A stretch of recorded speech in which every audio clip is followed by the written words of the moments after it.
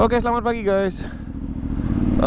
Hari ini gue mau konten dengan si Bolang ya, CF Moto.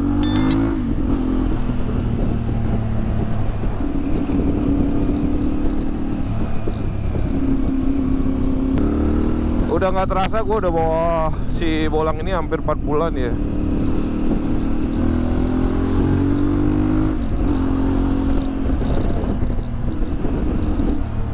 Switcher buat ininya, ABS traction controlnya ini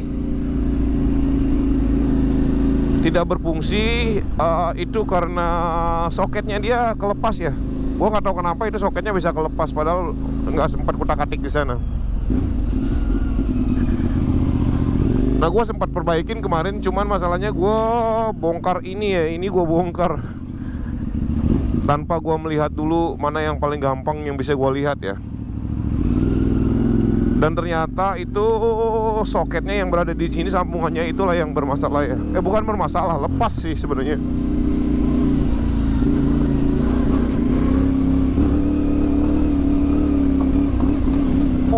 Gila. Gue lupa malah matiin. Mestinya gue pakai. Jangan lupa teman-teman ya, kalau udah ke jalan begini, mending aktifkan mode off-roadnya ya. Gue kebiasaan bawa di jalan raya sih sebenarnya, jadi tidak terlalu tidak terlalu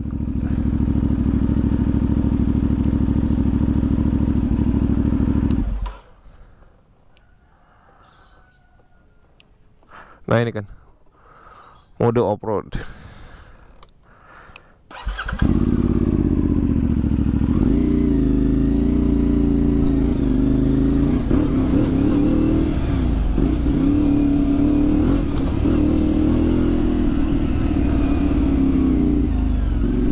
Jadi semudah itu. Kalau nanti ketemu jalan raya sebenarnya sih bisa langsung di open. Cuman ya gue biarin aja lah, nggak begitu ngaruh juga. Mungkin kalau jalannya jalan rusak ya, jalannya hujan-hujan mungkin perlu kali ya. Ini motor 450 cc, nggak terlalu signifikan banget ya, kecuali pakai 1000 cc kayak Sugoi gitu, nggak pakai ABS baru bahaya. Dan by the way, Sugoi itu tidak pakai traction control ya, jadi benar-benar raw sekali.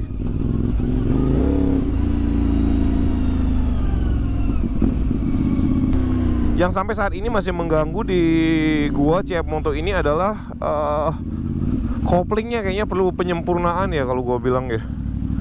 Dia tuh kalau sudah engine-nya sudah lumayan panas, itu dinetralin tuh agak susah ya.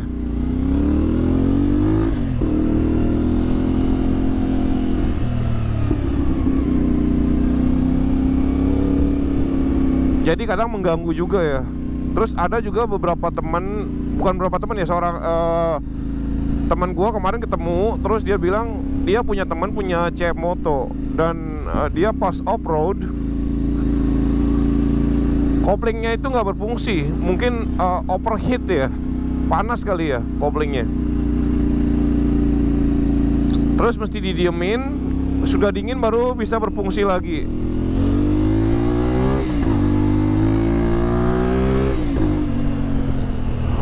Mungkin di pemakaian material ya kali ya. Ya mudah-mudahan sih ada solusinya.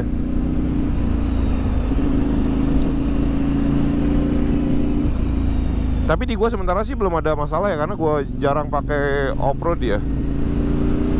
Dan kemungkinan juga pemakaian kopling yang berlebihan ya, itu yang gua pelajarin ya. Kemarin gua off-road pakai YZ FX-nya, pakai FX gua.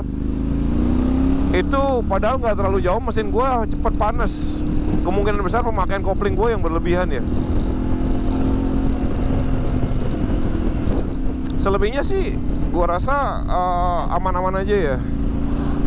Cuman seperti biasa ya, kalau udah berapa bulan gitu di bawah, terasa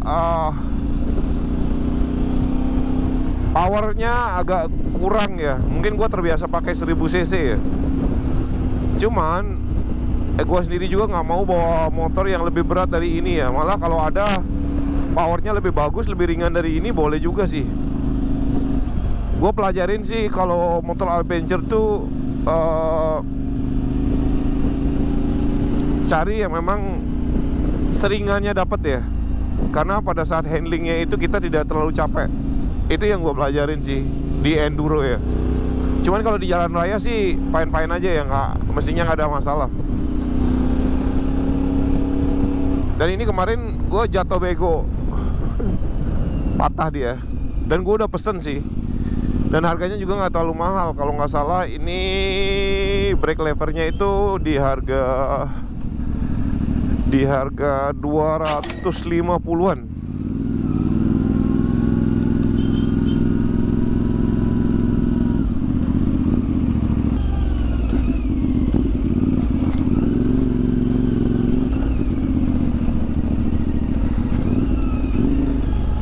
Ini modenya sudah mode off-road.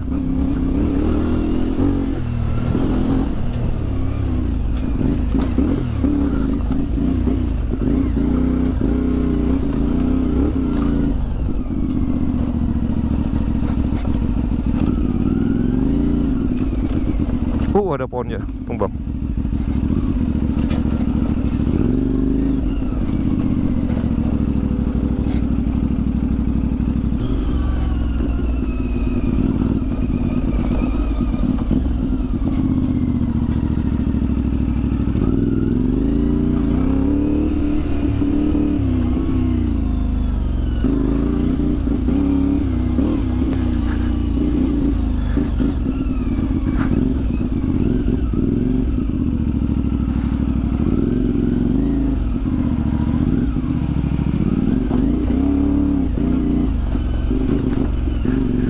Ini motor sih enak dipakai di gini-ginian.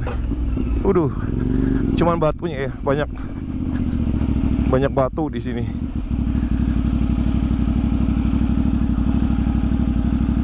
Gue lupa lewatnya kemana deh.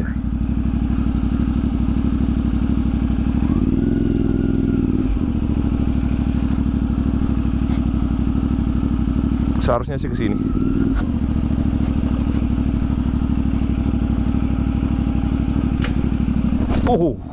Tinggi banget.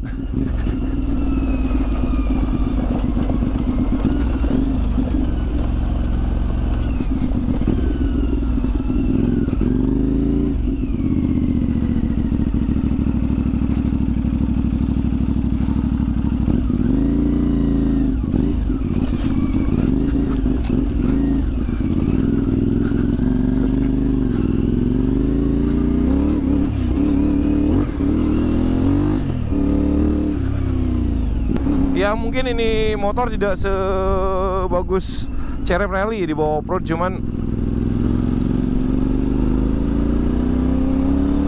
karena ground clearance-nya itu agak rendah. Kayak tadi gua tuh lumayan ya takut juga sih pas turun itu. Ya untungnya sih tanah sih. Kalau batu sih mikir juga sih. Enaknya dual purpose itu ya di jalan raya, terutama ini ya CM-Moto ya, di jalan raya juga enak banget. Jadi khusus buat teman-teman yang memang suka dua jalur ya, CM-Moto sih gue rekomen banget ya. Mungkin shockbreaker depannya itu agak di adjust ulang kali ya dikit ya, tapi gue lebih banyakkan di jalan raya soalnya, makanya gue males kalau itu gue lembutin dikit ya, takutnya nanti agak ngesot-ngesot gitu. Terutama ya dengan bobotnya yang 170 sekian, terus mesinnya 450. Jadi gue cari aman aja. Tapi kalau dipaksakan ke off-road ini masih mumpuni banget ya.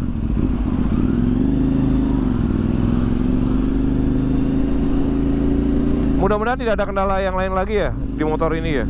Ya memang beli motor baru, apalagi dengan pabrikan baru ya, dan dengan stigma motor Cina itu motor cepat rusak sih, memang ya agak was-was dikit sih.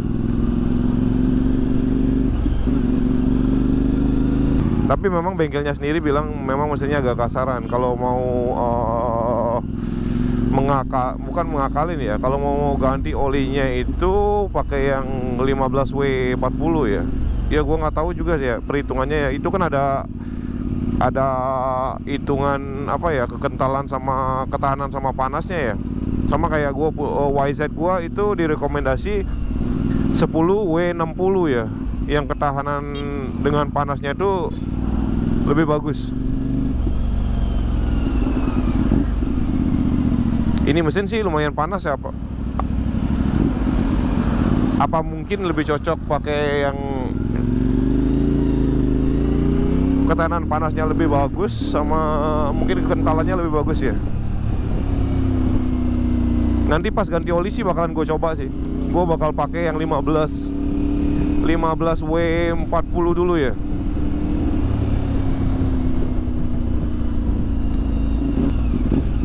Habis itu kemungkinan gue bakal coba dipakai 1060 ya, 10W60 ya. Gue ya coba-coba aja sih sebenarnya. Gue tanyain bengkelnya juga kagak begitu ngerti sih, karena itu kan benar-benar di mesin, jadi nggak ketahuan ya. Kita sudah masuk lagi ke alam.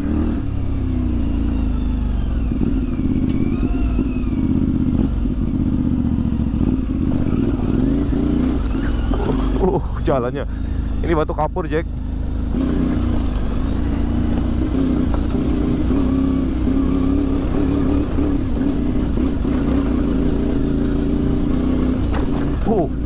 Terasa bener. Sobekernya masih setting dikit nih.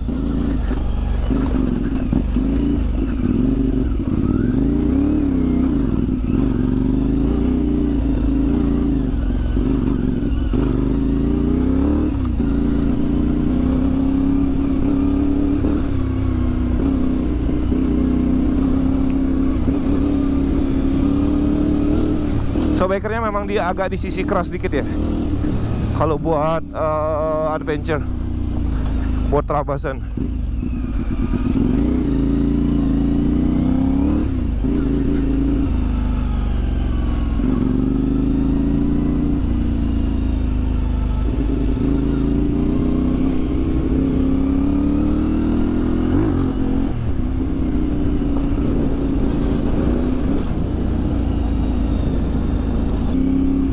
Adem banget.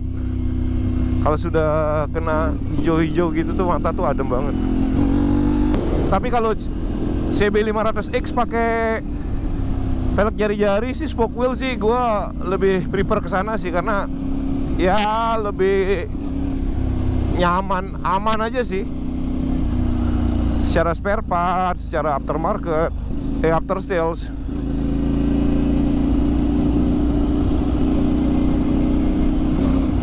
Kalau sekarang ini dengan penampilan ini sih ya memang kalau buat tongkrongan sih enakan ini ya.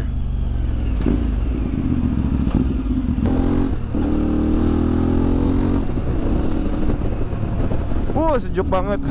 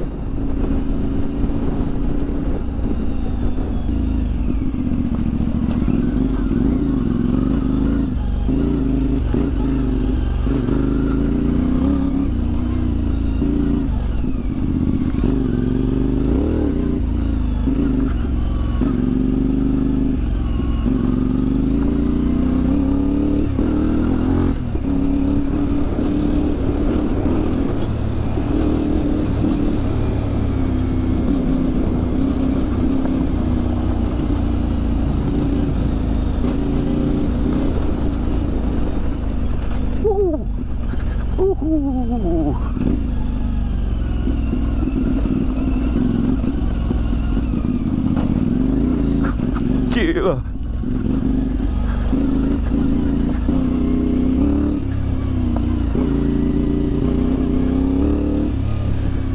Memang perbedaannya bahwa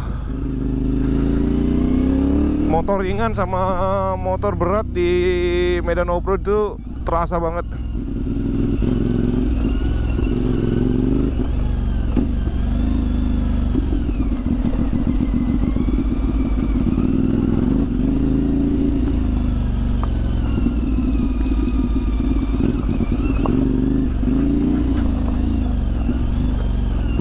Banyak ngesot-ngesot. Oke.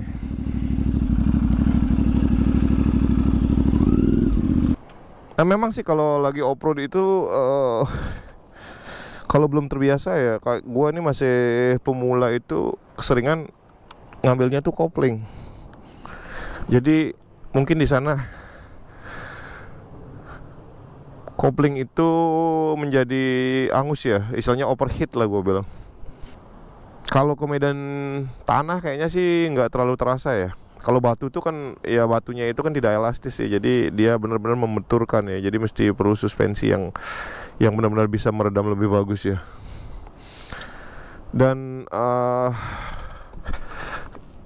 ground clearance-nya itu terasa banget ya. Tadi cetang centung gitu ya terasa ya.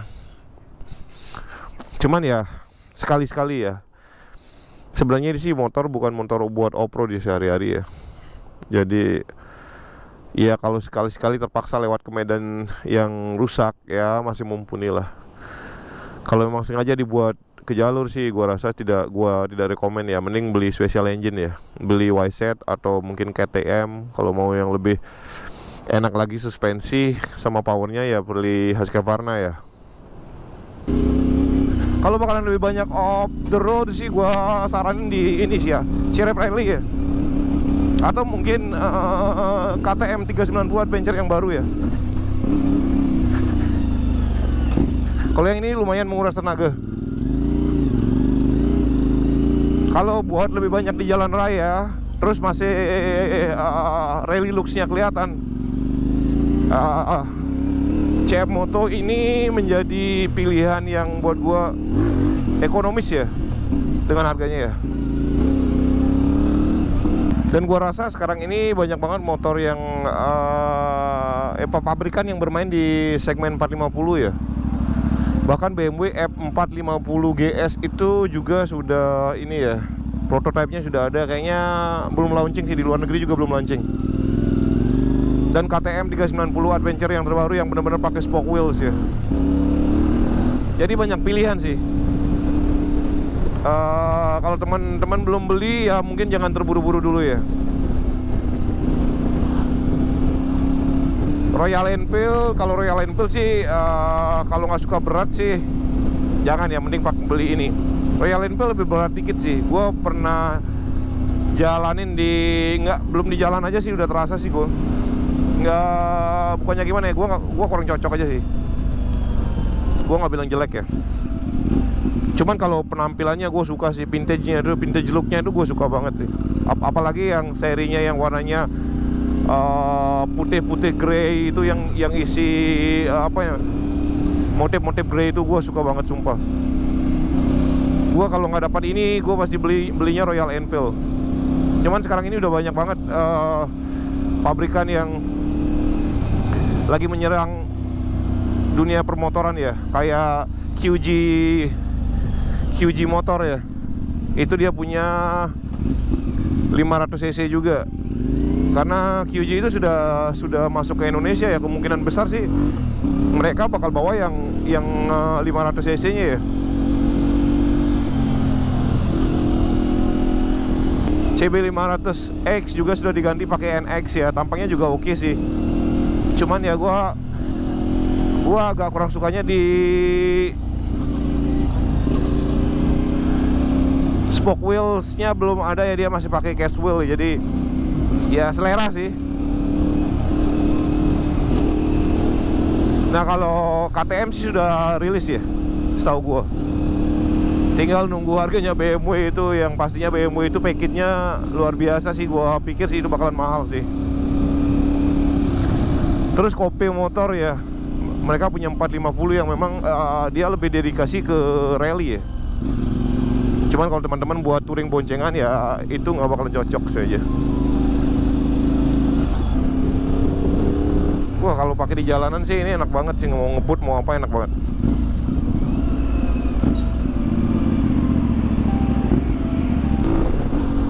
Koplingnya masih enak sih karena gue nggak begitu pakai kopling tadi. Tapi kalau enduro yang lumayan hard, gue rasa sih bakalan benar membuat panas ya, karena beban berat motornya ini apa ya, kalau di off-road itu kan bukan cuman sekedar power aja ya, jadi handlingnya itu benar-benar harus bagus. Beda ya kalau pakai CRF Rally yang notabene dia punya suspensi itu memang benar-benar dedicated buat rally, buat off-road, dan dia punya ground clearance. Jadi mestinya pemakaian kopling itu tidak terlalu tinggi sih. Jadi tinggal bejek gas aja, mau jalan apa lo tabrak ya udah lewat aja. Kalau ini memang agak sedikit meragukan, karena namanya motor besar ya, mengintimidasi juga, secara psikologi juga terintimidasi, motornya gede banget itu. Jadi serasa handlingnya itu ini bongsor sih tangkinya, padahal sebenarnya kondom. Jadi yang kayak apa namanya tuh, kenapa mungkin si CF Moto itu koplingnya hangus pas off-road. Tapi kalau orang yang memang pinter bawa kayak yang di luar negeri itu nggak bakalan sih. Dan yang pastinya ya mungkin punya kelemahan di sana juga. Jadi tidak apa ya, tidak durability-nya tidak terlalu bagus. Mudah-mudahan ada aftermarket yang memang bagus ya dari segi. Gue pengen sekali beliin kopling ini ya, kopling racing ya, jadi biar lepasannya itu lebih bagus, jadi lebih responsif. Dan kampas kopling yang lebih tahan juga, mudah-mudahan ya, pastinya pasti ada sih. Nah kalau memang mau benar-benar dual purpose sih ya, yang benar-benar lebih ke off-road dedicated sih, beli motor yang benar-benar dual purpose ya, kayak CRF Rally, dan mungkin juga bisa beli KLX 250 ya di modif ya, modif Rally, jadi lebih mumpuni ya. Atau bahkan pakai KLX 230 juga oke sih. Kalau ada duit lebih ya sekalian aja beli KTM atau Husky yang memang ada surat-suratnya ya. Itu kayaknya kalau nggak salah bisa jadi sekitar 260-an ya, yang 2 tak atau yang 350 cc. Cuman ya segi perawatan juga dipikirkan ya. Oh itu terus tik gitu suara mesinnya, berarti sudah panas, olinya sudah encer. Karena pada saat mulai start gitu, mulai jalan berapa menit itu perpindahan gigi itu masih gampang. Pada saat bikin netral itu masih gampang lah. Tapi kalau udah lama itu agak sedikit susah sih, cari selah sih. Kalau gua sih bener-bener naksir si BMW ya, BMW F450 GS ya. Dan pastinya gue yakin sih dibikinnya di India. Cuman ya penampakannya itu sangar banget sih. Nah seperti yang gue bilang tadi, pinter-pinter teman-teman memilih motor sesuai dengan keperluan ya.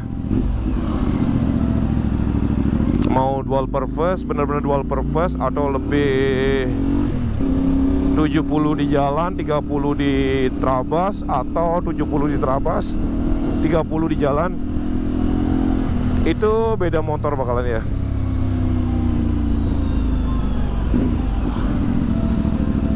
Oke, segitu dulu gua rasa video gua kali ini. Nanti gua update lagi ya seputar CF Moto ini. Dan kebetulan juga gua punya mainan baru ya. Gua baru habis modif Vario gua. Nanti gua juga bakal review dikit ya. Bagi teman-teman yang belum subscribe channelnya Bli Biker, mau di subscribe dulu biar gua lebih semangat lagi membuat konten-konten yang menghibur dan berguna buat teman-teman. Bagi yang sudah subscribe, terima kasih banyak buat supportnya selama ini sampai subscriber Bli Biker sampai sekarang. Dan jangan lupa selalu di-share, di-like video-videonya, atau kalau ada komen-komen, ide-ide, saran-saran ya monggo di korek-korek di kolom komentar ya. Oke guys, terima kasih banyak dan sampai jumpa.